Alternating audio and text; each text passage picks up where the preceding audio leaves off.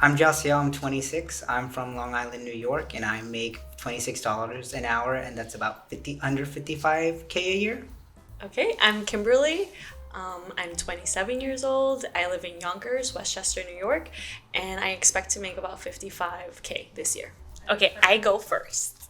What was your financial upbringing like? How was money talked about growing up? So, my upbringing was poor.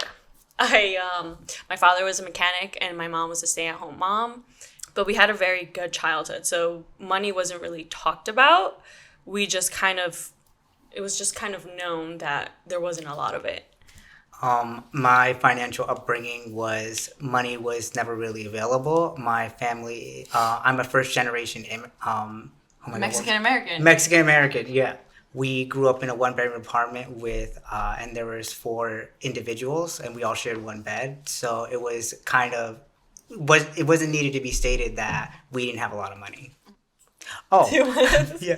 How do you know each other, and how did you meet? We Well, just met. No, I'm kidding. well, we went to the same high school together, and we met, and I believe in our living environment class. We did? That is one. Yes, because it was second period, and with Miss Bias, and that was the first time I recall seeing you. Wow. You were wearing a green, I guess, string tee with a white This is getting undertop. creepy. From what I recall. I didn't even know we were friends up until this point. No, I'm kidding. um, yep, he's right. We met in high school, so we've been friends for over 10 years now. In Yonkers, we both grew up in Yonkers. Do you have any savings, investments? What is your best savings strategy? I have $4,000 in savings, uh, $12,000 in investments, and I have a lot of sinking funds. I believe about maybe $3,000 worth of sinking funds. Uh, and my best saving strategy actually comes from you when you introduced me to the banking app Capital. Me? Yes, where it takes a certain amount of money per transaction, and I believe I have it set up where it's five, like it rounds to the nearest $5. So if I spend $1, it'll take $4 from that transaction and put it in the savings account. So how ironic is it that I recommended something for you and I don't even use it because I have no savings. I mean, I have about 2K in cash, but other than that, I haven't invested. I have like probably $100 in Robinhood and my best saving strategy, I mean, I've been trying to adhere to the, what is it, the 80, There's whereas like 50, 30, 20 rule. is that what it is? Yeah, 50, 30, 20, where 50 is like your needs, 30 is wants, 20 is saving. So I've been Yes. trying to stick to that, but this is kind of the first year where I started making more money, so to say, than I was before. So it's only now that I'm able to start like putting money to the side for savings, which I'm a really bad spender. So yeah, it's not really working out. Don't you mean you're a great spender? If that was the case. Okay, yeah, you're right. Where do you live? How much do you pay in rent or mortgage? Is it average for your area?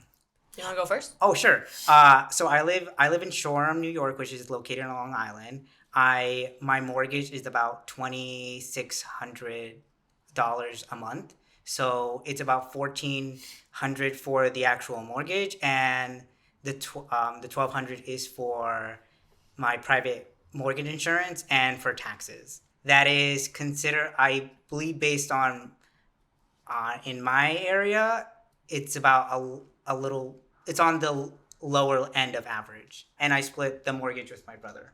So I rent. I live with my mother and my brother in Yonkers, and total rent is 1,500. So we each pay 500 each. I'd say it's about probably lower than average because typically rent in Yonkers is starting to average is 1,800, 2,000. Okay, how do you get your job? My job is a metrology coordinator for Zebra Technologies. How I got that job is I just went on Indeed, and I had the right experience because I worked in another metrology department for a pharmaceutical company, and that was my leg up for the interview process. So I think, to be honest, I think once they saw the experience that I had, that it was like set in stone that I was probably going to get it. I didn't think that there was much competition for this specific role. Uh, so that's why I think I got the job. It was just more of I applied at the right Nice. time. Okay. So I am the E&L teacher in Yonkers, but it's a leave replacement position. So I am not fully certified English as a non-native language. It used to be ESL, but they changed it. Okay, so basically, I have my bachelor's in psychology with a concentration in child development, but I did not get my certification yet. So I basically I reached out to teachers who I still kept in contact with in high school, and I essentially got the job because of my principal from our high school likes me and she wanted me to work for her, and I ended up landing a job as the leave replacement for the E&L teacher because I'm not fully certified. And that's basically it. You just apply through the Board of Ed and you get an interview with a principal and then they place you in a school. But my high school teacher is the Yes. one that vouched for me and got me the job. So keep in contact with your Yes. teachers. It was actually the teacher that we met, the I living remember. environment teacher. So when you first start off, because I'm not fully certified, I get paid per diem, so it's 168 per day. However, because I'm in the position for more than 90 days, I'm not getting teachers back pay, which it turns out to be like, I want to say 35 an hour. I'm not exactly so I get two checks, one for like 9,000, then another one at the end of June for I want to say 12,000, and then my biweekly checks are $2,400. But until I hit that back pay, right now my checks are $1,500 every 2 weeks. I think it's my goal. In what ways is your job different than you expected? I think I have a unique situation because I didn't know that I was going to be placed in the E&L position, so I didn't necessarily prepare for it. I just have a background in child development and psychology. But I've in college I did a lot of field work in school, so I know how I'm prepared to work in the field. So I feel like working with schools and as a teacher and working with kids, you never know what to expect. So every day is different. I guess what I didn't know was that I'd be working with autistic children, which I was very, very afraid of at first, but it ended up being something that I absolutely love about my job. I do recall them teaching you had to teach math at a certain point. Oh yeah, so my first position was a leave replacement for a sixth grade algebra, and that is like an injustice for me and for those kids because I'm absolutely horrible at math, but I did not expect for them to throw me into the wolves and Yeah, give me math. I do recall that situation a lot. Did I expect my job to be different from what I anticipated? No, actually. I think I had a friend there that was describing the culture of the job, and I knew it was a good workplace. So I was trying my best just to get in, and it's better than what I expected. The culture is so great. I used to like I guess I have the mentality that I'm being micromanaged at every minute, and that's not the case. That's just like me dealing with other previous employers, just having that micromanage mentality. But here, with my current company, it's just not like that. I have so much flexibility, and I'm very grateful to find a company that actually allows that opportunity there. Okay, if you could go back and give your 18-year-old self any piece of advice, what would it be? How Don't. serious can I answer this question? Well, what would you want the viewers, if you were watching a video, what would you want? Like, you'd want them to be Yeah, totally like honest. the the world is racist, and be prepared for that. Yeah, that's the advice I would give myself if I were 18, because I was living in a community where it's just people that look like you, and you not like seeing um, other other groups other than yourselves. Like that really painted the picture that like, oh, everybody in the world looks like me because that's just the community I was surrounded by. But then like, but then I realized, oh no, wait, like I'm the minority and I don't see the systemic problems that we have. And the when I went to to get educated at Stony Brook, I realized like, wow, like I'm very disadvantaged, and that's just a result of like systemic racism. So, and I just didn't think that that existed when I was 18, nor did I really like knew of the concept at the age of 18. And I thought racism was just like, something that you hear like just in passing, but it really is real, and people do judge you. So that's probably what I probably tell my 18-year-old self. What about you? Wow. I'd probably take advantage of the fact that my parents were still together. I was the type of person in college that would take a semester off and go to the Bahamas and go to Miami because I figured this is self-explore. But I was so lucky in that time at 18 that my parents were still together. And I didn't have to worry about bills, and I was going to college and just worrying about school. When my parents split, because my mom can't financially support herself, everything kind of fell on me. And then I was just like, there was this pressure to finish college, and there wasn't, if I had just not taken any semesters off, taken advantage of the fact that my dad was at home, then I would have been able to enroll into a master's program a little bit quicker, or I don't know, save up more money. So at 18, I would have probably told myself to like, yes, it is a time of exploration, but don't take advantage of the fact that you do have a lot of time, but you don't. Like, just be conscious of it. And don't get into any serious relationships at 18 years old. I remember when we were in college, I remember not seeing you for like a year. It really did feel like a year I did not see you. That's how long I was with him for, so that's about accurate. I was 18 years old, had this mindset of like, I'm in college, I'm gonna date, and I don't want to fall in love. And what do? I like literally fell in love with someone like 10 years older than me, and under false pretenses, but whatever, we won't get into it. But he, I just feel like you're so impressionable at that age, and especially if you get into a serious relationship and you fall in love, like your decisions are so, as much as you tell yourself like, this is what I want, these are my decisions, no, you're totally looking at things from like with rose colored glasses, especially if it's the first time you're like falling in love with someone and like the world is so new and all of this. But because I wasn't able to recognize that it was not a healthy relationship, I missed out on opportunities. Like in college, I was offered, I was a religious studies major. Oh yes, I remember. No, I was Jewish studies major very quickly, only because my professor thought I was really good at writing, and I got offered a trip to Morocco, and because I remember that one. I'm in this stupid relationship who was like with a really controlling person, I didn't go. And I'm not saying that's the case for everyone who gets into serious relationships in college. Like some of these relationships turns into marriage and children, which is so beautiful. But I just think that you should just give yourself time and just take a step back when things don't feel right. Because odds are you are going to meet someone else and you are going to have a connection with someone else. So don't feel like it's the end all be all. Okay, cool. Answering like a team's call.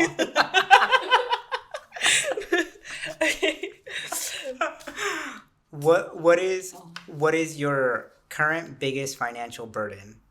I'll go first. So I wouldn't necessarily say it falls within the scope of the question, but I kind of think it does. I remember taking a job at a group home, and they offer overtime like crazy, and I was 19 to 20 at the time, and I would just be constantly working for that money, to the point where like I'm like sacrificing my education just to be at that job.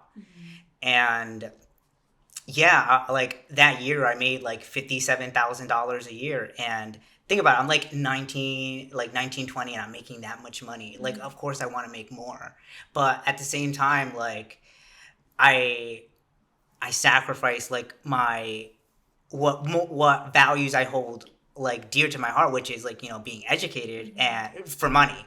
So that's what I would probably say is probably my biggest financial burden because if I was never introduced to that job, I probably would have done better like with my education rather than just trying to scrape by with C's. But C's get degrees. They do, but they don't get you into master's programs. But you got into a master's program. Or Yes. whatever. um, but that'd probably be my biggest financial regret taking that job.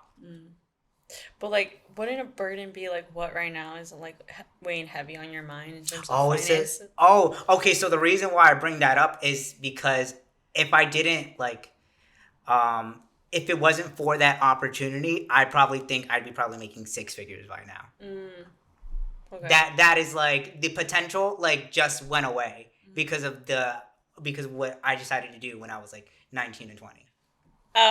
My biggest financial burden, I'd say, is debt, which ironically, I'm in debt without being in debt. Like, I am very, very fortunate to have friends like Jaciel who let me borrow money so that I don't accrue interest. And I was able to pay you off, but then like I accumulated more debt, and thankfully my dad gave me the money. But I hate owing people money. I think I just got backed up when my dad left. I put everything on a credit card, and I was very fortunate to graduate without student loans and things like that. But I still acquired a lot of credit card debt, and so my biggest burden is just paying that off because there's times where I just want to leave New York, buy a farm in Venezuela, which is where my family's from, and then like not even think about anything. But I can't because I love having high credit and I don't want to like sacrifice like my, my credit. So I have to pay that debt. Like it's in my head. So that's my biggest financial burden. Yeah, I do remember you telling me that you went into credit card debt again after we just got you out. Which makes me realize I'm always getting into like 10K debt with credit cards. So if only I made $10,000 more a year, then I wouldn't be having the itch to use my money that I don't have. Anyways, what do you wish people who want to join your industry would know? It's all luck. Jesus. Getting interview, you either need luck or a connection. Well, you gotta know Jaciel. Where like your company specifically, or just I would say just like any industry. Well, or I kind of want to say my like industry specifically, but I can't speak to every industry. luck, Jaciel? Yes, because it really is like get it like being there at the right opportunity. Like to me, it's like luck that I got that job. I didn't do anything specific But you got the experience beforehand. How'd you get that job? that was luck. I refuse to believe. I worked as I was a background check specialist, and then I moved into a pharmaceutical company. I mean, I had a math degree, and so they saw potential in there. But like, So it's not luck entirely. it isn't luck entirely. But like to say that I had like an edge over somebody else that had like a math degree, it's just like I applied at the right time. I didn't have any like intern experience that like made me above like average candidate. I just happened to apply that job at the right times. That's why I got that job. I mean, I feel like everyone knows this about joining the education. You're overworked, you're underpaid, but we do it because the kids are awesome. Or at least you try to tell yourself that every day. No, I think it's such a rewarding field. I don't think before this job, I was working corporate and I felt like a zombie or just like a robot. I felt like I was in jail. And working in a school and working with children, there's moments where I'm almost brought to tears because you have like these very small, pivotal moments where you like, I got a kid to say the letter P. He couldn't say peas. He was going around Halloween calling pumpkins gunkins. So being able to get him to say that, it was so like tear jerking. And so moments like that make it worth it, that like, okay, I can't buy whatever. I can't like buy that $100 dress that I really want.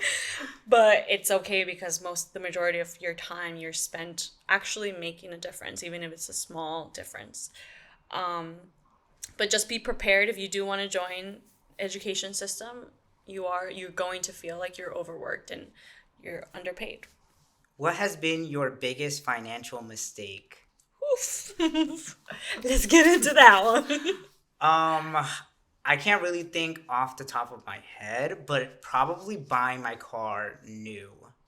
Oh. I probably should have bought it pre-owned certified, because I love my car and I'm pretty sure I'm like getting the money's worth that I spent into it, but like probably could have, paid a couple a couple grand, not paying, Yeah. just for the ability just to flex it. Yeah, I bought it new. So that's like the one that like I think off the top of my head. Okay, my biggest financial regret, I'd say, is not saving from the age of 18, because I've been working since I was like 16 years old. And what was I doing with that money? Like nothing good. And then I'd say obviously just acquiring all of that credit card debt. Yeah, that's it. I was just laughing because the next question is, do you have any debt? Well, let's take a look. Yes, it's not a lot. It's $20K.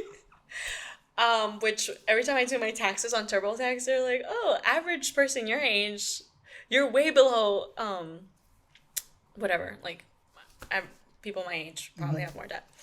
But for me, it feels like so much because I don't make a lot, and I feel like I'm like so behind, especially having you as a friend who has a house. Thanks, Jaciel, I just feel like, what do I have to show for my money? And it's nothing.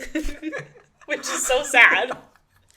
Not everything's about money, but it's nice when you have it. No, yeah, I mean, you're totally right. Like, I've lived a lot of experience. I've done everything I've wanted to do, with the exception of maybe traveling to Europe. But apart from that, like, I never I'm living life. Yeah. You want a salary that for the life that you have been living. Exactly. Yeah. Do I have any debt? Okay, let's start from biggest to smallest. Okay, so my mortgage right now. So I bought the house at 315, and the loan was 304 or 309, and I bought that in September 2019, and now it's at a little over 200. So I've aggressively like been paying it, say over these last years. It's been 4 years. Yeah. Oh, almost 4 years. And you're down 100K. Yeah, I'm already down 100K. Okay, so there's like 200 left on that. Which is awesome. But okay, now I think. The other numbers aren't going to be so awesome. I have $68,000 in student debt. 14 came from undergrad. The rest came from my master's. I have about $4,000 of credit card debt on one, and that was because we purchased new windows. And I paid my part. I'm just waiting for my brother to pay like his half. So it's technically his debt, but it's just like on my credit report. Yeah, until like, because it's not gaining any interest. It's like it's on a balance transfer right now. So whenever he gives me the money, I just put it towards the windows. Then I have, I think for my birthday, like last time, I spent like maybe like $3,000 on myself. Yes, that is it. That is all my debt. I hope so. No, I'm kidding. I want to clarify, the $20K that I have is not from school. Go to CUNY if you could, because you graduate debt free. Okay. How do you approach tough money conversations with loved ones? So in terms with like loved ones, well, I love you, Jaciel, just in case you didn't know. But like, you would have never been able to. I would have never, like, you wouldn't have let me borrow like that 10K Yeah. if we weren't open with each other about like money, and if I didn't feel comfortable coming to you like, hey, I'm stuck. So clearly, I think we come from a place of honesty and like sincerity. We're not judging, we just genuinely want to learn, and we're curious beings. And in terms of like speaking with like my family about it, I think like the moment my parents split, money had to be a conversation. It took precedent, because we need to figure out where is our money being allocated to. And my mom doesn't, she's like, I don't know how much I make. Like, and I think that comes from like maybe her being embarrassed about it. So I had to like push, like I had to get stern with my mom, and I was like, let's write everything out. And we learned how to do it together, how to have those tough money conversations.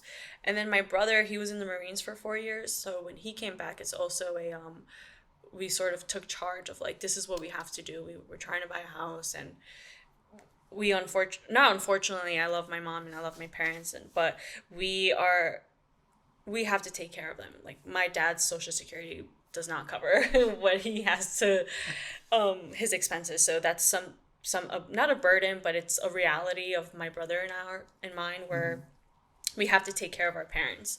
So our goals is to buy a house where they can live in, or whatever it is. So we have to have those conversations, or else it'll never happen. It could be a cultural thing. I am actually coming to terms with living with my mom and my brother.